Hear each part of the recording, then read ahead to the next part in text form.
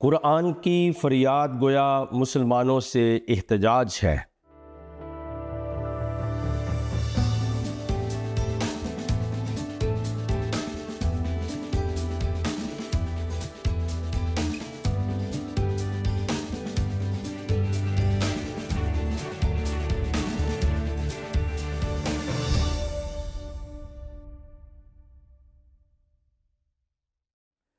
Programme دوستی کا ہاتھ بھائی صدیق کے ساتھ میں ہوں آپ کا میزبان پاسٹر صدیق پال۔ آپ سبوں کی خدمت میں السلام علیکم، سلام اور شالوم۔ اپنے آج کے پروگرام کا آغاز ہم اس دعائے خیر کے ساتھ کرتے ہیں کہ آپ جہاں کہیں پر بھی ہوں سلامتی کے ساتھ ہوں اور خدا تعالیٰ کی ذات قدوس آپ کو اور آپ کے اہل خانہ کو ہمیشہ سلامت رکھے۔ پیارے عزیز ناظرین، آج بہت ہی اہم موضوع ہے اور وہ ہے قرآن کی فریاد۔ آج قرآن کی فریاد کا ہم دوسرا حصہ اور اس کا پہلا پروگرام کر رہے ہیں، یعنی قرآن کی فریاد پارٹ 2 کا پہلا ایپیسوڈ آج آپ کے ساتھ ہم شیئر کر رہے ہیں۔ آج کے پروگرام میں ہم اور آگے بڑھیں گے اور پچھلے کئی ہفتوں سے آپ نے قرآن کی فریاد کے اوپر بہت کچھ سنا، اور یہ جو موضوع ہے یہ ہمارا اپنا نہیں ہے، بلکہ یہ ایک کتاب کی وجہ سے موضوع ہم آپ کی خدمت میں لے کر آئے، اور یہ وہ کتاب ہے، اس کا نام ہے قرآن کی فریاد، اور اس کے جو لکھنے والے ہیں وہ ہیں پروفیسر علی حسن مظفر صاحب۔ آج ہم اس کے کئی اور باتوں پر غور کریں گے، اور پروفیسر علی حسن مظفر صاحب لکھتے ہیں کہ قرآن کے 4 پہلو ہیں، اور آج کے پروگرام میں جو کہ پارٹ 2 کا پہلا پروگرام آپ کے ساتھ ہم شیئر کر رہے ہیں اس وقت، اس میں بہت ہی زبردست باتیں آپ کو سننے میں ملیں گی۔ اور پروفیسر صاحب کہتے ہیں کہ قرآن کی تعلیمات کے 4 پہلو ہیں، اور یہ یقینی بات ہے کہ ان 4 پہلوؤں پر عمل کرنے والا انسان، خواہ وہ کسی مذہب اور قوم سے ہو، یہ کبھی دنیا میں ابتر نہیں ہو سکتا اور نہ آخرت میں محروم رہ سکتا ہے۔ اب یہ پہلی بات ہے کہ قرآن کی تعلیمات کے 4 پہلو ہیں، اور وہ کہتے ہیں یہ یقینی بات ہے، اور قرآن کی فریاد پیج نمبر 24 میں میں اس کا جائزہ لے رہا ہوں اور آپ کے ساتھ شیئر کر رہا ہوں۔ وہ کہتے ہیں کہ یہ یقینی بات ہے، اور ان 4 پہلوؤں پر عمل کرنے والا، 4 پہلو ہیں، یقینی ہیں، اور ان 4 پر عمل کرنے والا انسان، خواہ وہ کسی مذہب اور قوم سے ہو، یہ کبھی دنیا میں ابتر نہیں ہو سکتا اور نہ آخرت میں محروم رہ سکتا ہے۔ تو گویا پروفیسر صاحب کیونکہ روشن خیال ہیں، اور انہوں نے مسلمانوں کی اس حالت زار کے اوپر یہ کتاب لکھ دی ہے کہ وہ قرآن کے ساتھ کیا کہہ رہے ہیں، اور قرآن احتجاج کر رہا ہے مسلمانوں سے۔ اب یہ بات جو ان کی کہ کوئی بھی مذہب اور قوم کا انسان ہو، اگر 4 پہلوؤں پر عمل کر لے تو وہ دنیا میں ابتر نہیں ہوگا، نہ آخرت میں محروم ہو سکتا ہے، یہ عام مسلمانوں سے یہ بات ٹکراتی ہے۔ وہ کہتے ہیں جی قرآن مسلمانوں کے لیے ہے، اور قرآن کو وہی پڑھ سکتے ہیں، قرآن کو کوئی دوسرا شخص جو غیر ہے، مسلم ہے، وہ ناپاک ہے، لہذا کافر ہے، ان کو ہاتھ نہیں لگا سکتے۔ لیکن پروفیسر صاحب کا اپنا نقطہ نظر ہے۔ ہم آگے بڑھتے ہیں کہ وہ کہتے ہیں قرآن کا پہلا پہلو اعتقادات پر ہے، یعنی عقیدے پر ہے، اور دوسرا پہلو جو ہے وہ معاملات پر، تیسرا پہلو عبادات، اور چوتھا پہلو جو ہے وہ کائنات ہے۔ ان 4 پہلوؤں کے کیا تقاضے ہیں، قرآن ان کی کیا وضاحتیں کرتا ہے، یہ اس وقت تک کسی انسان پر عیاں نہیں ہو سکتی جب تک کہ انسان قرآن کو اس حد تک سمجھ کر نہ پڑھے جو اس کا تقاضا ہے۔ اب یہ پروفیسر صاحب کہہ رہے ہیں، اس لیے ہر انسان کے لیے جو دنیا و آخرت میں بھلائی کا طلبگار ہے، قرآن کو سمجھ کر پڑھنا ضروری ہے۔ اس کے حکم کا اطلاق مسلمانوں پر لازم ہے، کیونکہ قرآن مسلمانوں کی وہ کتاب ہے جو ان کے نبی نے خدا کی طرف سے ان تک پہنچائی ہے۔ وہ کہتے ہیں کہ قرآن کو سمجھ کر پڑھنا بہت ضروری ہے، اور اس کا اطلاق مسلمانوں پر ہوتا ہے۔ اب یہ واقعی قرآن کی فریاد جو کتاب ہے یہ ٹھیک ہے، کیونکہ قرآن تو احتجاج کر رہا ہے، اور میرے ناقص علم کے مطابق اور ادب کے ساتھ اپنی رائے کا اظہار کروں گا کہ مسلمانوں میں سے 99% لوگ جو ہیں وہ قرآن کو سمجھ کے نہیں پڑھتے، بلکہ بلحاظ ثواب پڑھتے ہیں، اجر کے طور پہ پڑھتے ہیں، اور ایز اے ریچول پڑھتے ہیں۔ ان کو کچھ پتہ نہیں کہ عربی کے اندر کیا لکھا ہے اور اس کا معنی، مفہوم اور مطلب کیا ہے۔ تو یہ بات بھی پروفیسر علی حسن مظفر صاحب سے ٹکراتی ہے کہ انہوں نے جو کتاب لکھی ہے ویسا مسلمان اس کے ساتھ برتاؤ نہیں کرتے۔ اس لیے قرآن کی فریاد کے اوپر آج آپ بات سن رہے ہیں، اور پھر نیکسٹ وہ لکھتے ہیں کہ عقل و بصیرت سے کام لیں۔ اب یہ دلچسپ باتیں ہیں جو میں آپ کے ساتھ شیئر کروں گا۔ میں قرآن کا ایک ادنا طالب علم ہوں، وہ فرماتے ہیں میں قرآن کا ایک ادنا طالب علم ہوں، میں نے تقریباً 30 سال اس کا مطالعہ کیا ہے۔ میں نے اس کو سمجھنے کے لیے مختلف مفسرین کی تفسیریں پڑھی ہیں، مثلا تفسیر ابن کثیر بہت مشہور ہے اور ہماری لائبریری میں بھی موجود ہے۔ سر سید احمد خان کا ترجمہ بھی ہماری لائبریری میں موجود ہے۔ پھر وہ کہتے ہیں مولانا مودودی صاحب کو، اور وہ بھی ان کی تفاسیر بھی قرآن کی ہماری لائبریری میں موجود ہے، اور غلام احمد پرویز کا بھی کچھ مواد ہمارے پاس ہے۔ مگر سب کتابوں میں کچھ اختلافی باتیں دیکھیں۔ پھر میں نے قرآن کی حقیقت جاننے کے لیے چند ایسی نادر کتابوں کا مطالعہ کیا جو ہمارے قدامت پسند لوگوں کو پسند نہیں ہے۔ کچھ لوگوں کو پسند نہیں ہے، ان کے اوپر مسلمانوں کی رائے ہے، حتیٰ کہ انہوں نے نام لیا سر سید احمد خان اور ابوالکلام آزاد صاحب کا، ان کے اوپر مسلمانوں کی کوئی عمدہ رائے نہیں ہے، اور مولانا مودودی کے اوپر بھی سنی بریلوی جو علماء اور ان کی امت ہے یا مسلک ہے وہ اختلاف کرتے ہیں۔ ان کتابوں کے مطالعہ کے دوران مجھے احساس ہوا کہ ہمارا نوجوان تعلیم یافتہ طبقہ مذہب سے بیزار کیوں ہو رہا ہے۔ ایک طرف بڑا پراپوگنڈا کیا جاتا ہے جی ویسٹ کے اندر جو ہے بائبل مقدس کو لوگ چھوڑ رہے ہیں، وہ مسلمان ہو رہے ہیں، لیکن دوسری طرف خود میں یہ روایت نہیں بیان کر رہا بلکہ لکھی ہوئی بات آپ کے سامنے شیئر کر رہا ہوں پروفیسر علی حسن مظفر صاحب کی، کہ وہ کہتے ہیں کہ جناب پڑھا لکھا طبقہ جو ہے وہ قرآن سے بیزار ہے، قرآن سے دور کیوں جا رہا ہے۔ چنانچہ ان کتابوں سے مجھے یہ رہنمائی ملی کہ قرآن کی حقیقت کو سمجھنے کا طریقہ کیا ہے۔ آپ خدا کا شکریہ ادا کرتے ہیں اس بڑی بات کے لیے جو ہم ہمیشہ اپنے پروگرام دوستی کا ہاتھ بھائی صدیق کے ساتھ میں اجاگر کرتے ہیں کہ بھائی بغیر پڑھے، مطالعہ کیے بغیر آپ کسی کے اوپر کمنٹری نہیں کر سکتے، اپنے کامنٹ کا اظہار نہیں کر سکتے، کیونکہ آپ نے اس کتاب کو نہیں پڑھا ہے۔ اور زیادہ تر جو پرابلم ہے ہمارے مسلمان بہن بھائیوں کے نزدیک، وہ قرآن سے واقع بیزاری ہے، وہ قرآن کو نہیں پڑھتے، وہ قرآن کو صرف کسی مردے کو ثواب دینے کے لیے، کسی مسئلے کے حل کے طور پر ایز اے وظیفہ اور ایز اے ایک مذہبی فریضہ وہ پڑھتے ہیں، لیکن سمجھ کر نہیں پڑھتے۔ اس لیے وہ ہر بات کے اوپر فتویٰ لگاتے ہیں۔ ان کی اس علمی جو طاقت ہے، جو تنقیدی طاقت ہے، اس سے نہ کوئی مسلمان محفوظ ہے، نہ شیعہ محفوظ ہے، نہ سنی ہے، نہ وہابی ہے، نہ اہل حدیث ہے، بال یہ سب لوگ آتے ہیں، اور پھر جو غیر مسلم ہے لیکن مسیحی ہیں، ہندو ہیں، سکھ ہیں، یہودی ہیں، ان کی نظر میں وہ انسان کہیں سٹینڈ ہی نہیں کرتے ہیں، بلکہ سب کو وہ کافر قرار دیتے ہیں۔ اب ہم آپ کے ساتھ جو بات شیئر کرنے والے ہیں، اس کے اوپر جو نقطہ میں نیکسٹ شیئر کرنے والا ہوں، اس کے اوپر ہمارے کافی سارے پروگرام ہیں، قرآن سے قرآن تک۔ آپ ضرور دیکھیے گا، جب آپ zindagi.tv.com کے اوپر جائیں گے تو آپ کو وہاں یہ پروگرام مل جائیں گے، قرآن سے قرآن تک۔ اور آج میں خدا کا شکریہ ادا کرتا ہوں کہ جو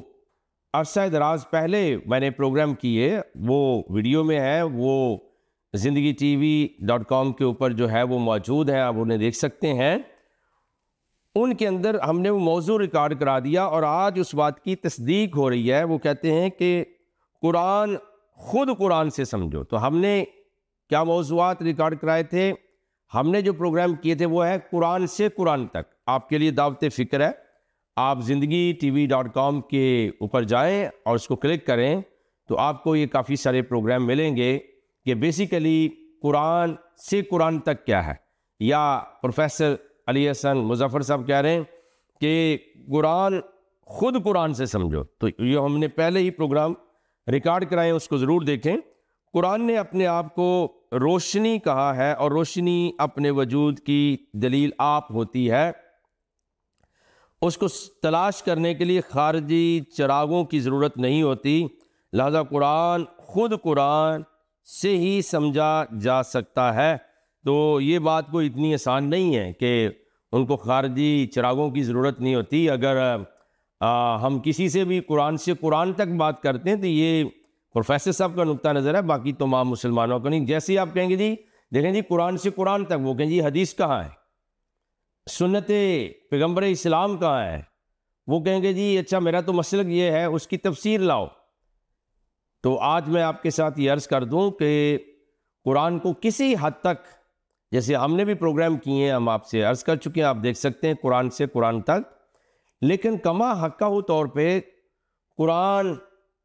سے خود قرآن کو نہیں سمجھا جا سکتا. اس کے لیے ضرورت ہے باقی چیزوں کی. لیکن میں آپ سے پوری ذمہ داری کے ساتھ عرض کرتا ہوں کہ آپ بائبل مقدس کو دیکھیے، آپ کو کسی دوسری کتاب کی ضرورت پیش نہیں آئے گی. آپ خدا تعالیٰ کے فضل و کرم سے اس کو پڑھ سکتے ہیں. اس کی وضاحت جو ہے وہ آپ کی اپنی زبان کے اندر بھی موجود ہے، جبکہ مسلمان بہن بھائیوں کے ہاں جو ہے وہ قرآن کو عربی کے اندر پڑھنا بہت لازم ہے.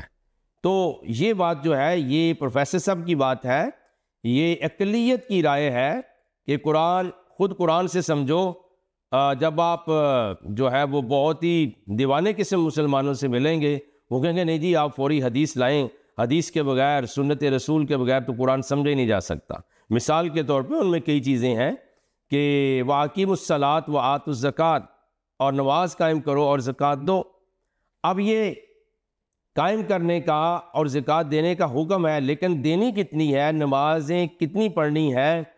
اور کس طرح سے پڑھنی ہے، یہ قرآن شریف میں رہی ہے. اس کے لیے آپ کو بخاری، مسلم اور دیگر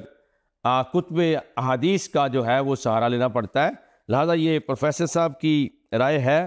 اور قرآن نازل کرنے والے خدا نے وہ کہتے ہیں کہا قرآن کی وضاحت خود ہمارے ذمہ ہے. آئیے ذرا اس کو دیکھ لیتے ہیں ہم کہ انہوں نے ایک حوالہ دیا، اس حوالے کو میں آپ کی نظر کرنا چاہتا ہوں کہ یہ حوالہ جو ہے وہ کس طرح سے پروفیسر علی حسن مظفر صاحب کی بات کو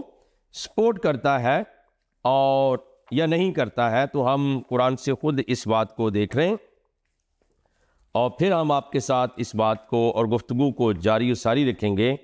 کہ قرآن سے قرآن تک کا جو کانسیپٹ ہے وہ ہے کیا، اور پروفیسر علی حسن مظفر صاحب کیا کہہ رہے ہیں اور باقی جو لوگ ہیں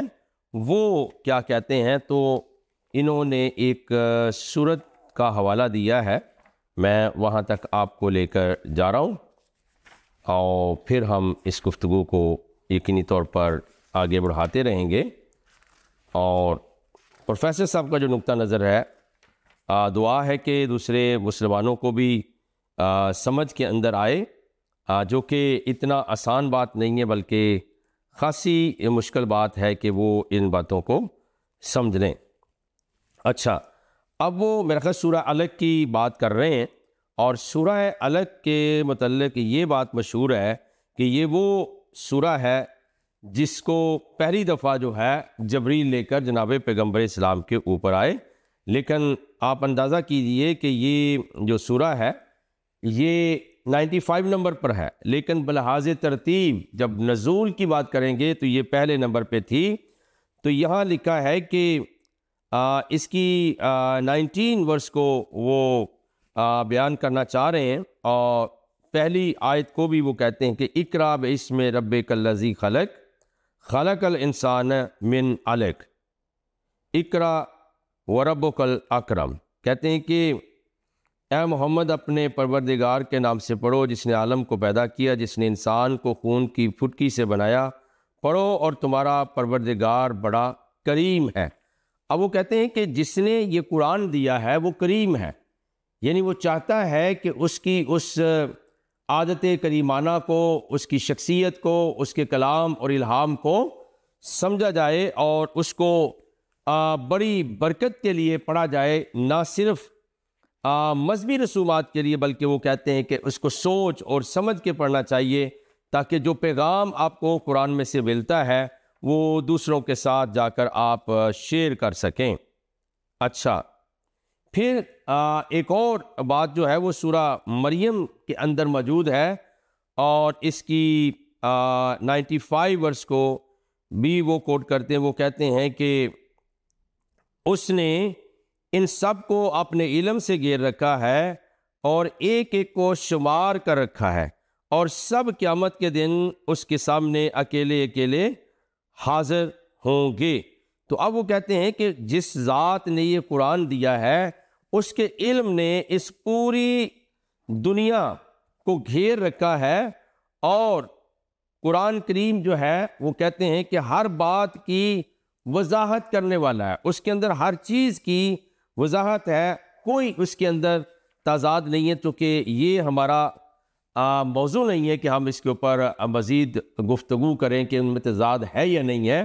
اس کے لیے ایک اور ڈفرینٹ سیشن ہو سکتا ہے جس کے اندر ہم ان باتوں کو سمجھنے کی کوشش کر سکتے ہیں، لیکن آج ہم اس کے اوپر رہیں گے جو پروفیسر صاحب فرما رہے ہیں، اور پھر کہتے ہیں کہ قرآن اللہ کا پیغام ہے جو جبریل اور رسول کے ذریعے انسانوں تک پہنچا ہے،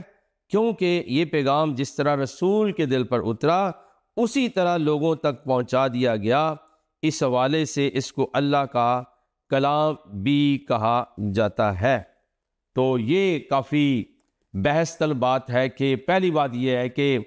جیسے ہم نے عرض کیا کہ سورہ علق جو ہے قرآن میں وہ 95 نمبر پر ہے، 95 نمبر پر، لیکن جب مسلمانوں سے پوچھیں گے پہلی وحی کون سی آئی تو وہ کہیں گے جی اقرا بسم ربک الذی خلق، یعنی سورہ علق آئی، لیکن موجودہ قرآن میں وہ 95 نمبر پر ہے۔ پھر پروفیسر صاحب کہتے ہیں کہ جیسے یہ قرآن نازل ہوتا ویسے اس کے اوپر بہت بڑی بحث موجود ہے، اور آپ کو ایک کتاب کا میں حوالہ دیتا ہوں، علوم القرآن، حضرت علامہ تقی عثمانی صاحب کی یہ کتاب ہے، آپ اس کو ضرور پڑھ سکتے ہیں۔ اس کے اندر بھی انہوں نے کہا ہے کہ جو موجودہ قرآن مسلمانوں کے پاس موجود ہے یہ اس قرآن سے مختلف ہے، کیونکہ وہ جو ترتیب تھی وہ مختلف ہے اور یہ ترتیب مختلف ہے۔ اور پھر یاد رکھیے اسی کتاب کے اندر اور دیگر کتب احادیث اور تاریخ کی کتابوں کے اندر آپ کو مل جائے گا کہ قرآن کے اوپر تو بہت مسئلہ ہوا اور آج تک وہ مسئلہ چلا آ رہا ہے۔ حضرت عبداللہ بن مسعود کا جو مصحف تھا ان کا قرآن وہ مختلف تھا، حضرت علی نے اپنا قرآن جو ہے وہ کہتے ہیں دیا نہیں ان کو، پھر حضرت عثمان نے دیگر طریقوں سے جمع کیا قرآن کو اور بڑی تگودو ہوئی اور پھر باقی قرآن جلا دیے گئے۔ تو قرآن جلانے کی میں پروفیسر علی حسن مظفر صاحب سے ادباً یہ اگر وہ اس جہان کے اندر موجود ہیں تو میں پوچھ سکتا ہوں، ورنہ یہ معاملہ میں خدا پر چھوڑتا ہوں کہ انہوں نے جو کچھ لکھا ہے کہ یہ ٹھیک لکھا ہے، تضادات موجود ہیں، اور پھر اس کے اوپر بہت کچھ ہوا، اور جیسے اللہ نے قرآن جبریل اور رسول کو دیا ویسے لوگوں تک پہنچا دیا گیا، ویسی بات نہیں ہے، بلکہ اس کے اوپر نہ صرف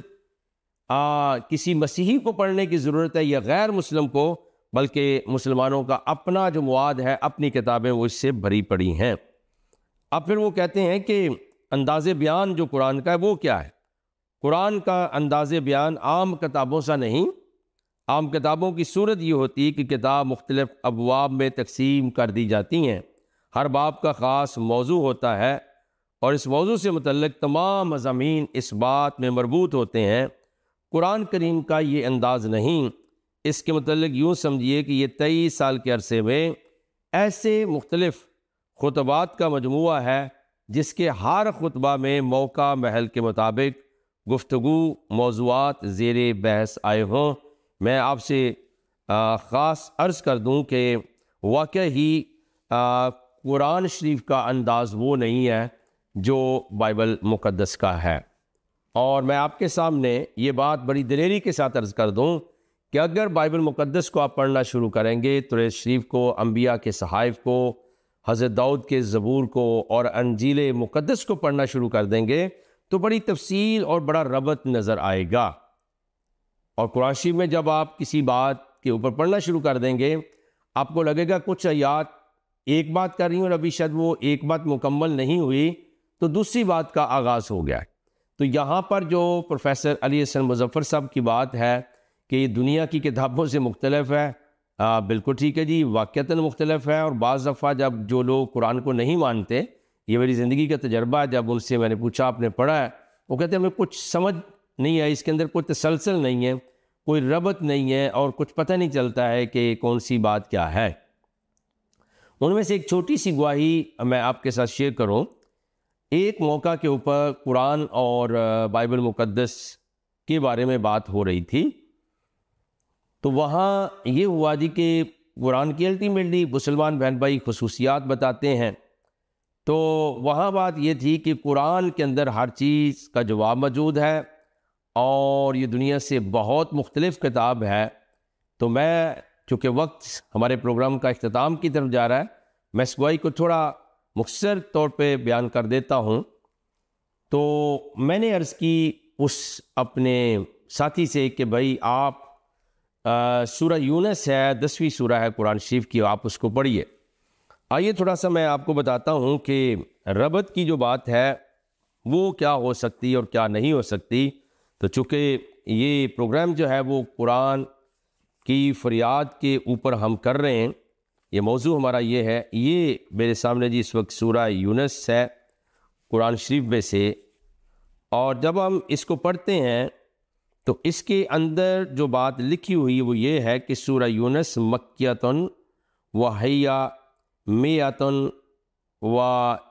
تسع آیات واحدا عشر رکوعا، اور اس کا ٹائٹل ہے کہ سورہ یونس مکی ہے اور اس میں 109 آیتیں اور 11 رکوع ہیں، یہ جی ٹائٹل ہے۔ اور جب آپ اس کو، اب ہوتا تو یہ ہے کہ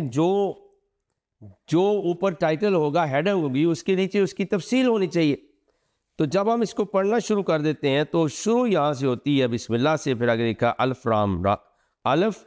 لام را، یہ بڑی دنائی کی کتاب کی آیتیں ہیں۔ کیا لوگوں کو تعجب ہوا کہ ہم نے انہی میں سے ایک مرد کو حکم بھیجا کہ لوگوں کو ڈر سنا دو اور ایمان لانے والوں کو خوشخبری دے دو کہ ان کے پروردگار کے ہاں ان کا سچا درجہ ہے۔ ایسے شخص کی نسبت کافر کہتے ہیں یہ تو سری جادو ہے، تمہارا پروردگار تو خدا ہی ہے جس نے آسمان اور زمین 6 دن میں بنائے، پھر عرش تخت شاہی پر قائم ہوا، وہی ہر ایک کام کا انتظام کرتا ہے، کوئی اس کے پاس اس کا اذن حاصل کیے بغیر کسی کی سفارش نہیں کر سکتا، یہی خدا تمہارا پروردگار ہے، اسی کے پاس تم سب کو لوٹ کر جانا ہے۔ اور پھر 7ویں میں لکھا جن لوگوں کو ہم سے ملنے کی توقع نہیں وہ دنیا کی زندگی سے خوش اور اسی پر مطمئن ہو بیٹھتے ہیں۔ غرض یہ سب کچھ جو ہے وہ چلتا جاتا ہے، اور سورت کے اندر جو ہیڈنگ دی تھی اس کے متعلق جو ہے وہ آپ نہیں سنتے کہ حضرت یونس کون تھے یا انہوں نے کیا کیا یا کیا معاملہ ہوا، یہ بالکل میں آگے کی طرف جا رہا ہوں، اور مختلف آیات جو ہیں وہ چلتی جا رہی ہیں، اور پھر ایک جگہ پہ جا کے تقریباً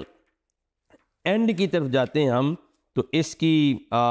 آیت نمبر 98 کے اندر 98 کے اندر سے بھی لکھا ہے تو کوئی بستی ایسی کیوں نہ ہوئی کہ ایمان لاتی تو اس کا ایمان اسے نفع دیتا، ہاں یونس کی قوم کہ جب ایمان لائی تو ہم نے دنیا کی زندگی میں ان سے ذلت کا عذاب دور کر دیا اور ایک مدت تک فوائد دنیا ان کو بہرہ مند کر رکھا۔ تو یہ جناب ہے واقعہ یہاں اس قرآن شریف کے اندر ربط کی جو بات ہے۔ اور پھر آئیے اگر ہم پرانے عہد نامہ میں سے ایک چھوٹا صحیفہ ہے حضرت یونس علیہ السلام کے متعلق، اس کو جب ہم دیکھتے ہیں تو آپ کو پتہ چلے گا کہ واقعتاً انہوں نے کہا جی کہ اس جیسی کوئی کتاب دنیا کے اندر موجود نہیں ہے، تو ہمیں بات سچائی سے کرنی چاہیے۔ اور جو پروفیسر صاحب نے بات کی ہے، قرآن شریف کو سنا کہ وہاں ہیڈنگ سورہ یونس کی ہے اور پھر نیچے کچھ نہیں ملتا، اور ایک جگہ پہ جا کے حضرت یونس کے نام کا ذکر ہے اور بستی کا ذکر ہے۔ اب ذرا بائبل مقدس کو دیکھیے، یونا کا صحیفہ، پہلی آیت پہلے باب سے پڑھ رہا ہوں۔ خداوند کا کلام یونا بن امتی پر نازل ہوا کہ اٹھ اس بڑے شہر نینوا کو جا اور اس کے خلاف منادی کر، کیونکہ ان کی شرارت میرے حضور پہنچی۔ لیکن یونا خداوند کے حضور سے ترسیس کو بھاگا اور یافا میں پہنچا، اور وہاں اسے ترسیس کو جانے والا جہاز ملا، اور وہ کرایہ دے کر اس میں سوار ہوا تاکہ خداوند کے حضور سے ترسیس کے اہل جہاز کے ساتھ جائے۔ لیکن خداوند نے سمندر پر بڑی آندھی بھیجی، اور سمندر میں سخت طوفان برپا ہوا، اور اندیشہ تھا کہ جہاز تباہ ہو جائے۔ تب ملاح ہراساں ہوئے، اور ہر ایک نے اپنے دیوتا کو پکارا، اور وہ اجناس جو جہاز میں تھیں سمندر میں ڈال دیں تاکہ اسے ہلکا کریں۔ لیکن یونا یا جہاز کے اندر پڑا سو رہا تھا۔ تب ناخدا اس کے پاس جا کر کہنے لگا، تو کیوں پڑا سو رہا ہے؟ اٹھ اپنے معبود کو پکار، شاید وہ ہم کو یاد کرے اور ہم ہلاک نہ ہوں۔ تو گویا یہ ساری باتیں پھر آپ کو پتہ ہے کہ وہاں حضرت یونس کی دعا موجود ہے دوسرے باب میں۔ تب یونا نے مچھلی کے پیٹ میں خداوند سے اپنے خدا سے دعا کی، میں نے اپنی مصیبت میں خداوند سے دعا کی، اور پھر وہ بیل کا واقعہ ہے، پھر خدا وہاں۔ تو آپ دیکھتے ہیں کہ ایک بڑی زبردست تفصیل موجود ہے، اور آپ نے دیکھا کہ پروفیسر علی حسن مظفر صاحب کہتے ہیں کہ اس کے اندر کوئی ربط نہیں، واقعتاً ربط نہیں، کیونکہ جو سورہ یونس ہے، میں آپ کو دعوت فکر دیتا ہوں، آپ خود پڑھیے گا، 10ویں سورہ قرآن کی، اور اس کے اندر حضرت یونس کا واقعہ نہیں ملے گا جتنی تفصیل کے ساتھ بائبل مقدس نے بیان کیا۔ تو خیر میں اس گواہی کی طرف واپس آتا ہوں۔ تو وہ جو مسلمان شخصیت تھی، خدا کا شکر ہے، بعد میں انہوں نے خداوند یسوع مسیح کو قبول کر لیا۔ تو خداوند آپ کو برکت دے۔ اور قرآن کی فریاد کے اوپر آپ سن رہے تھے، وقت دعا ہے، ہم دعا مانگیں۔ پیارے آسمانی روحانی باپ، یسوع مسیح کے نام سے ہم آپ کی شکر گزاری کرتے ہیں، ہم سب کو برکت دیجئے، اور جتنے بہن بھائیوں، دوستوں، عزیزوں نے آج کا یہ پروگرام دیکھا ہے، ان کی جملہ دعائیں اور التجائیں تیری پاک حضوری میں رکھتا ہوں، ان کے اوپر اپنا نور ظاہر فرما، اور انہیں اپنی نجات تکلا، یسوع مسیح ناصری کے نام سے مانگتے ہیں، آمین ثم آمین۔ پیارے ناظرین، آپ سب کا بہت بہت شکریہ۔ آپ پروگرام دیکھ رہے تھے دوستی کا ہاتھ بھائی صدیق کے ساتھ، اور آج کا موضوع انتہائی دلچسپ تھا، قرآن کی فریاد، اور ہم نے اس ٹاپک کے لیے بنیاد بنایا ہے۔ قرآن کی فریاد ایک کتاب ہے جس کے مصنف ہیں پروفیسر علی حسن مظفر صاحب۔ اگلے ہفتے پھر ملتے ہیں۔ Thank you.